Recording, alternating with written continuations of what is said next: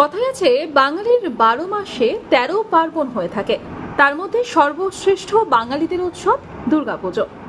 রবিবার মালদহের হবিপুর ব্লকের আইহো বক্সিনগর গোবিন্দ স্মৃতি সংঘের উদ্যোগে মহা ধুমধামে অনুষ্ঠিত হল খুঁটি পুজো।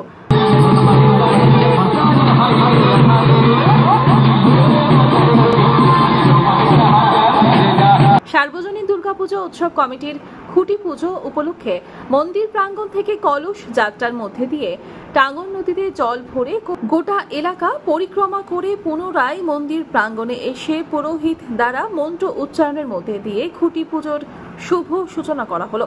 পুজো কমিটির সম্পাদক মানস দাস জানান, এবছর ৭৯তম বর্ষে দুর্গাপুজো। এই পুজোকে ঘিরে বিশেষ আকর্ষণ রয়েছে বিভিন্ন মাটির পুতুল, আলোকসজ্জা।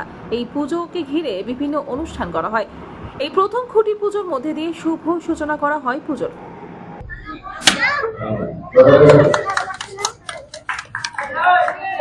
লালচাঁদপুর গোবিন্দ স্মৃতি সংঘের পরিচালনায় আজকে আমাদের খুঁটি পুজোর আয়োজন করা হয়েছিল।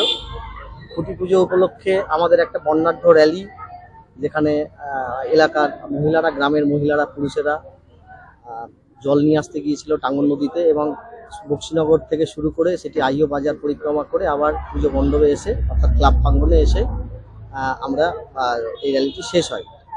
পুজোর এইটা আমাদের খুঁটি পুজো এই প্রথম হচ্ছে এখানে গোবিন্দ স্মৃতি সংঘ ক্লাব প্রাঙ্গণে। আমাদের এবার পুজো ৭৯ বছরের পদার্পণ করলো। এবার আমাদের বিশেষ জোর থাকবে লাইটের ওপর, আলোকসজ্জার ওপর জোর দিয়েছি। আমরা গত বছর মাটির পুতুল থেকে শুরু করে বিভিন্ন আর্ট এর মাধ্যমে আমরা দর্শনার্থীদের সামনে তুলে ধরেছিলাম। এবার আমাদের